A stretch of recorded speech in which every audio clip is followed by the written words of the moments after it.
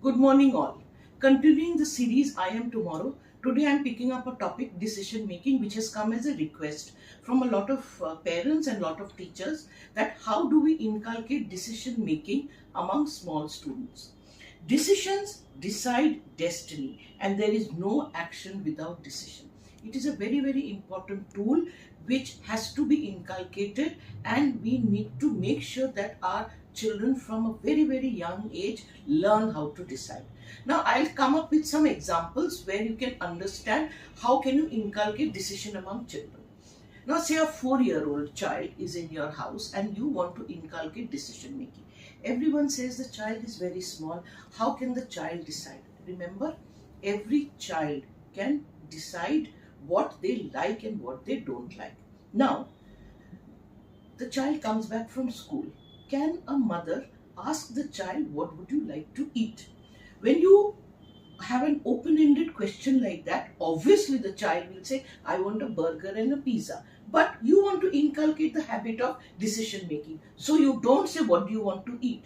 You will have 2 dishes on the table and ask the child to decide. So it's a closed-ended question, but you are allowing the child to decide. Say, for example, what would you like to have today? Rajma chawal or curry chawal? You allowed the child to decide, but again in an environment which was closed, which you allowed the child to decide, and the child felt very nice. The same thing, if you want the child to go out to play, can you allow the child to decide which color clothes to wear instead of keeping the clothes on the bed for the child to wear? Ask the child, would you like to wear the dress or would you like to wear the trouser and the blouse? Now, slowly over the years, the child starts making decisions on their own. Now, decisions can be right, decisions can be wrong. So we have to also inculcate that whatever decisions you take also has a repercussion.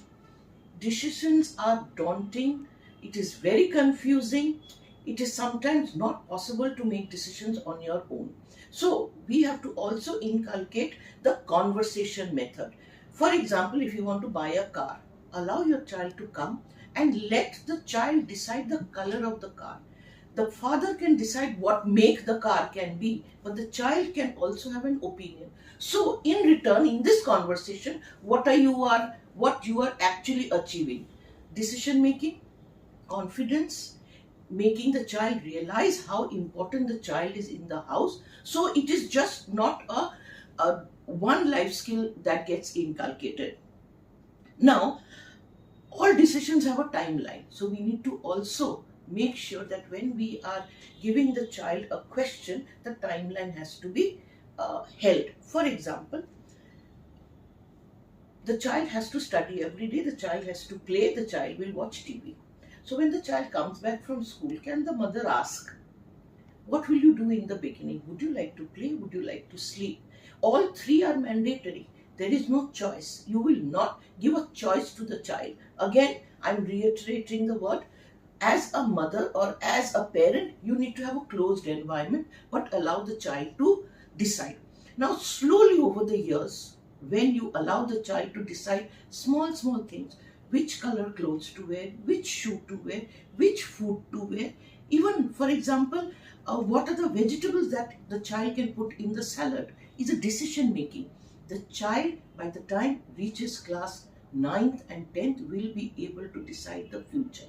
And while deciding, remember, decisions are difficult. It should not be made alone. So have that encouragement there where you can sit down and discuss and talk, so that it becomes a part and parcel of decision making for the child, that whenever there is something to decide, it has to be a two-way conversation. So I will take the opinion of my parent, I will take the opinion of my friends and family. So it becomes a part of decision making. Life is about choices. What choice you make. It can be a bad choice. It can be a good choice. We have to live with that choice. So it is very important that we allow our child to make the right choices. What is right for you may not be right for him. But can we have a dialogue? Can we, over the years, make sure that the child has a clarity. And then when the child decides, can the child live with that decision? It is very, very important for us to understand that decision making involves emotion. Decision making is a part and parcel of your life, and it is going to affect your full life. It is your moment of decision that actually makes your destiny. I'll give you a small example for myself. I wanted to be something else. I wanted to pursue some other dream. It was a decision which I made. I will not say I regret it. I will say today I think about it. So sometimes I feel that the decision that I have taken, was it right or was it wrong, and I contemplate on it. So I always put a lot of value today on decision making, because we have to make sure we make a child understand the decision taken at the age of 20 will affect your whole life. It is very important for us to make them understand that it is not a decision to be made only by the child or only by the parent. It is a decision to be made for life. I hope we have been able to address your questions. If you have any other queries, you can always call and write back, and the email ID is at the end of the program. Thank you so much.